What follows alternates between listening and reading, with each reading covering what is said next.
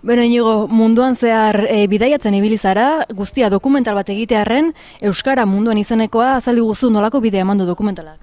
Bueno, dokumentalak 12 herrialde zeharkatu ditu, lehenengo hirurak Mexiko, Kalifornia eta Guatemala da duela urtebete grabatu nituen, justu joan den urteko azar inguruen, horrekin proiektu moduko bat aurkeztu, teaser edo pilotontzeko zerbait egin.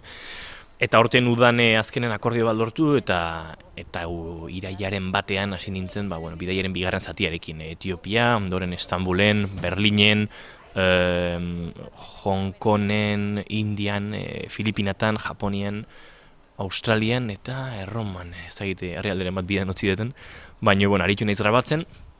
Eta pixka bat hori euskal hiztunen testigantza bila, beti ere hizkuntza atzerrian eta urtetan nola mantentzen den erakusteko, edo eta hainbat hiritan, hainbat unibertsitateetan euskararen inguruan zenbat gauza egiten diren ezagutzera emateko, ez? Eta horiek grabatzen aritu naiz, bakarrik eginiko bidai batean, kamera eta trasto guztiak gainean hartuta, baina. Lan erraza izan da euskaldun horiek aurkitzea?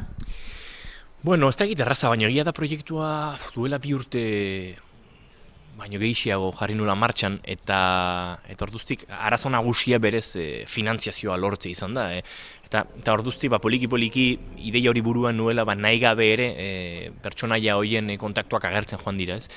Batzutan bai aberen eskutik, etxeparen zituaren eskutik, baina beste askotan norbaitek ezagutzen duelako ez da gizein, ez? Azkenean, jendearen bidez, gaur egun Facebook dala, e-maila dala, jende horrekin kontaktatzea nahiko erresa da, agian hau duela 2 urte egitea, zailagoa ziteken edo, ez da egite, beste modu batea planteatu beharko zen, ez? Naiz eta lana izan, beti ere lana izaten da, baina esperientzi, bibentzi moduan politia izango zen, ez? Bai, lana da, baina askotan lanak ere ez dakit esperientzia hobetu, baina behintzat beste modu batera biziarazten dizu, ez? Azkenean ni behartutan nengon bakarrik jonda jendea ezagutzera, jende horrekin konektatzea edo kontaktatzea, euren bizi moduan zartxo bain murgiltzea, eta horrek ematen dio bidaiari, bidai turistiko baten agertzen ez diren olako gauza batzuk, ez? Eta alde hortatik esperientzia oso politia eta oso indartsua era berean, ez?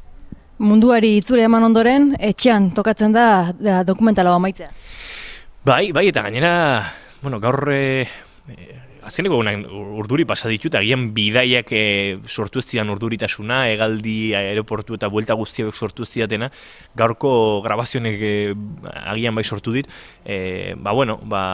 azken sekuentziak direlako, lehenengo aldiz dokumental guztian bidailean eta oso ere improvisatuan agertu diren egoerak grabatzetik zerbait benetan prestautaz dagoen zerbait grabatzera, eta gainera etxean, ez? Eta askotan lehidorantzoki hau ez dakite, estenatoki gainean edo musikari edo euskalo zekirotan tokatu zaite zehatzea, eta kasu honetan justu kontrakoa, ez? Lehidor aretoa hutsik nahi genuen, eta areto hutsaren estetika horretan dokumentalan agertuko dira hainbat bakardade eta euskal hiztun bakartiaren egoera horiekin jokatu nahi genuen, hasi que gaur horretarako aukera, eta egia esan gaur sekuentzia horiek grabatuta, Tolosan bukatzea tokatu da, bidaia Tolosatik hasi eta bidaia eta dokumentala Tolosan bukatuko dugu bai.